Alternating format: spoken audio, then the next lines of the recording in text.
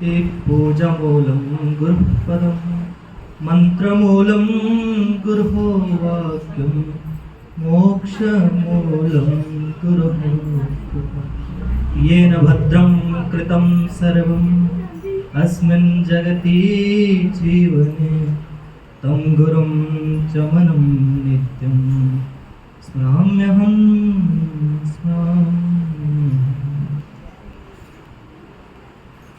प्रभु जी के श्री चरण कमलों में नमन करते हुए गुरुदेव के चरण कमलों में भी नमन करता हूँ। यहाँ पर उपस्थित प्रभु जी के सभी भक्तजनों के चरण कमलों में भी नमन करता हूँ। यद्यपि किताबें बहुत पढ़ी है, किंतु योग मार्ग के साधना की जब बात करते हैं तो उसकी तो हम प्राथमिक सीढ़ी भी नहीं चढ़ पाए हैं।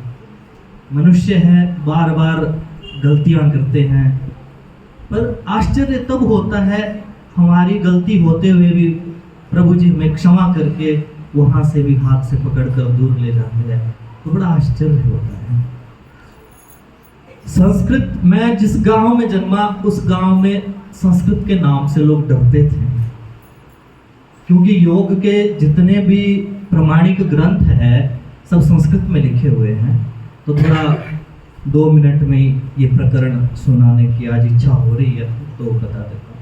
तो जिस गांव में जन्म हुआ तो वहां लोग संस्कृत के नाम से डरते थे। मेरे मन में स्वतः जब मैं सिर्फ दूसरी कक्षा में पढ़ता था तो मुझे सामान्य अक्षर ज्ञान था। एक दिन मैंने भगवान राम पर पता नहीं क्या लिखा, वो कॉपी के लास्ट में कुछ लिखा, तो हमारी जो अध्यापिका थी उन्होंने देखा तो भ को मैंने ब लिखा था, भगवान लिखना था, भगवान लिख लिया। तो उन्होंने पढ़ा, गलती तो थी भाई, आपको ये बताया किसने, क्या लिखा आपने? मैंने क्या लिखा मुझे भी नहीं पता। तो वहां से फिर उसके बाद एक प्रश्नों का सिलसिला मन में शुरू हुआ कि हम कहाँ से आए होंगे, सृष्टि का आरंभ कैसे हुआ होगा, भगवान का वास्तविक स्वरूप क्या होगा, क्या जो ब्रह्मा विष्णु महेश ये सब है क्या यही भगवान है या इनके परे भी कोई शक्ति है। तो मेरे मन में हमेशा एक बात अपने आप आती थी कि नहीं, ये पूरी बार नहीं हो सकते। फिर मेरे मन में एक प्रश्न आता था कि भगवान श्री रामचंद्र अगर पूर्ण रूप से भगवान थे तो उन्हें भविष्य की सहायता लेनी क्यों पड़ी? उनको ये पता क्यों नहीं था कि रावण को कैसे मारा जा सकता? वो भीषण ने आकर बताया। तो जो पराशक्ति होगी उसको तो कदाचित ये बात भी ज्ञात होनी चाहिए थी। इस तरह के प्रश्न उस समय मन में रहते थे। मैं बिल्कुल हर अध्यापक से प्रश्न करता था तो मेरे से परेशान रहते थे।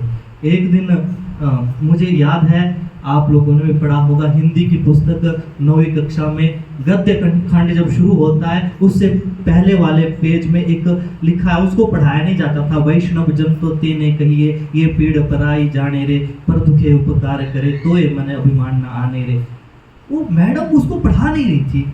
मैंने प्रश्न कर दिया, मैडम आपने इसको क्यों छोड़ दिया, इसको बताइए, इसका क्या मीनिंग है। शायद मैडम गाइड से देखकर वो नहीं आई थी। जब पढ़ाने लगी मैंने उसको 5-6 बार पढ़ लिया था, तो उसका मतलब क्या हो सकता है, मेरे मन से वो आवाज आ गई थी कि इसका अर्थ क्या होगा। मैडम ने गलत बोला, मुझे बड़ा दुख हुआ कि मैडम बोल के पर गलत बोल रही है। तो उसमें तो था कि वैष्णव जन तेने कहिए, जे पीड़ पर आई जाने रे। वैष्णव ये नरसिंह उनका लिखा हुआ भजन है, एक बहुत बड़े योगी हुए, उन्होंने लिखा था कि वैष्णव जन तो उसको कहना चाहिए भगवान। योगी तो वही हो सकता है जो दूसरों की पीड़ को जानता हो, पर दुख में उपकार करता है और अपने मन में फिर भी अभिमान नहीं लाता है। तो इसका बहुत गहरा अर्थ था। तो उन्होंने इस तरह से नहीं समझाया, तो वो इसको स्पष्ट नहीं कर पाए थे। तो बड़ा आश्चर्य हुआ। तो प्रश्नों की उहापोह चलती रही। फिर मैं लिखता था। एक दिन मैं गलती से, मुझे नहीं पता था मैं क्या लिख रहा हूँ, बस लिख लेता था, मन में कुछ विचार आते थे, लिख लेता था। कई कॉपियाँ भर गई। तो हमारे एक सर थे, वो बड़े प्रेरणा स्रोत थे, रोशन लाल शास्त्री जी।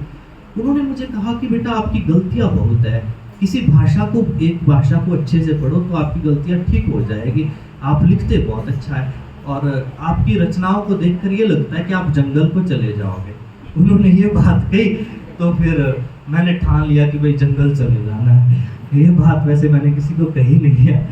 तो फिर मैं क्या करता था, अपने आप ही 2 बजे उठ जाता था 2 बजे उठता था। ये सिलसिला लगातार 2 महीने चलता रहा।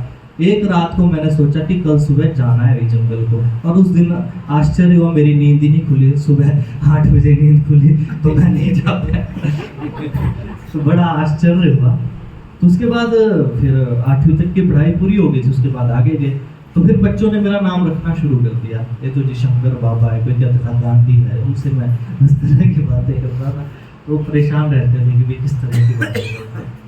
पर मुझे मेरे प्रश्नों के उत्तर नहीं मिले और ना मेरी जिज्ञासा समाप्त हो।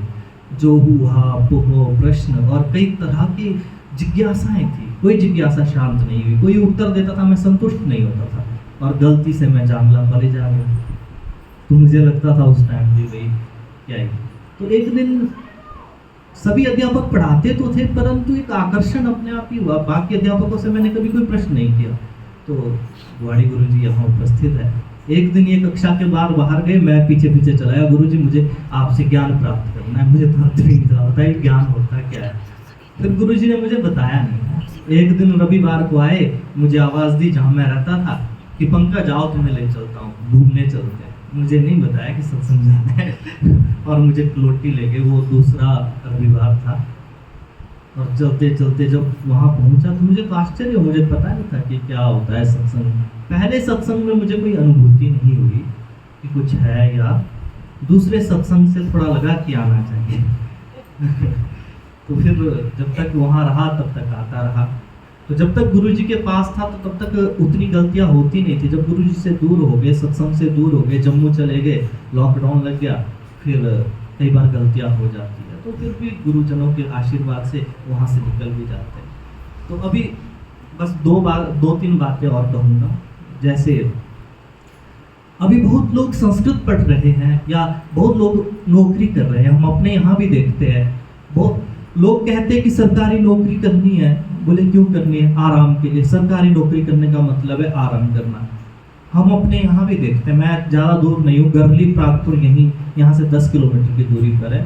पहले संस्कृत विद्यापीठ था, पहले गरली में होता था, बलाहार में ब्यास नदी के किनारे पर है। साथ ही कालेश्वर का मंदिर है, ज़्यादा दूरी नहीं। इस रोड से मैं बहुत बार गया हूँ, पर मुझे पता ही नहीं था कि यहाँ भी आश्रम है।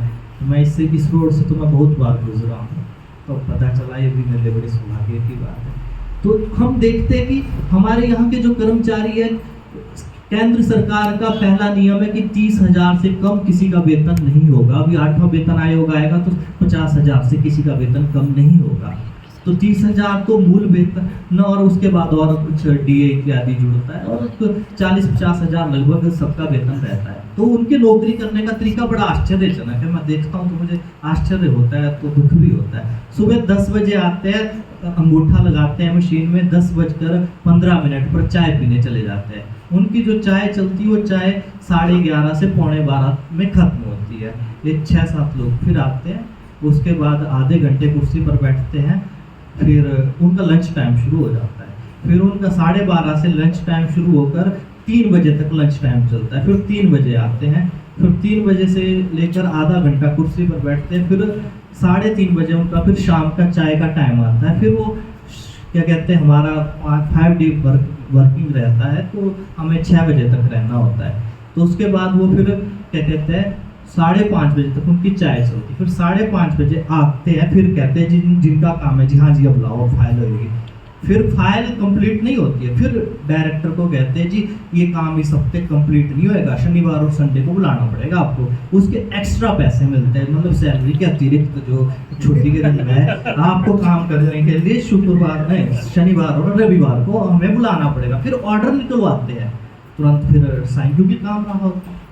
तो फिर शनिवार और संडे को आते, तो शनिवार और संडे को सिर्फ सुबह दिखते और शाम को दिखते, दिन भर नहीं। तो जब एक दिन मैंने पूछा कि ये थोड़ा काम था, ये तो मंडे को करेंगे, आज तो सब लोग नहीं आए, साइन नहीं हो पाएगी।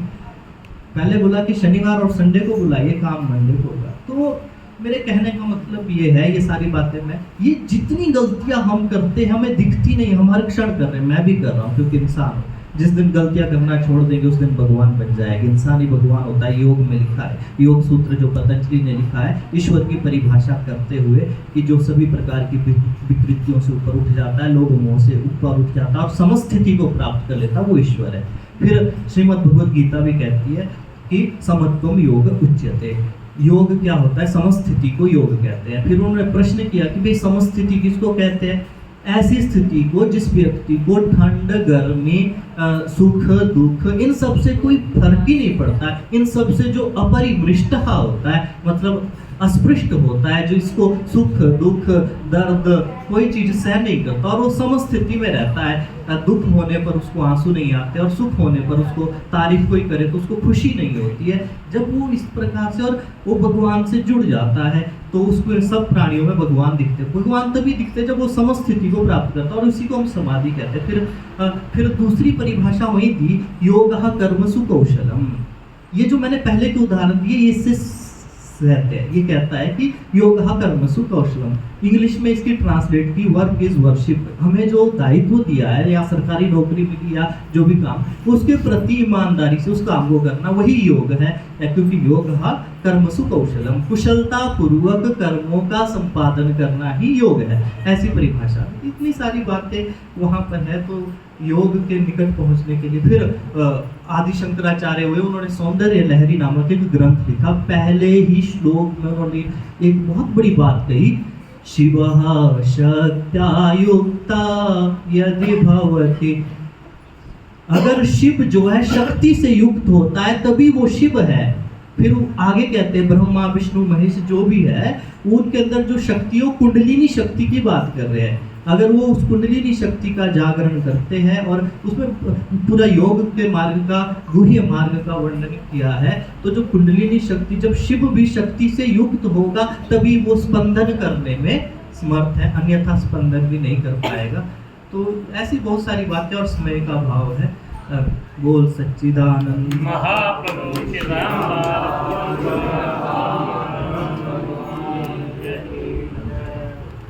तो हमारा भी सौभाग्य है, हमने कभी पंकज जी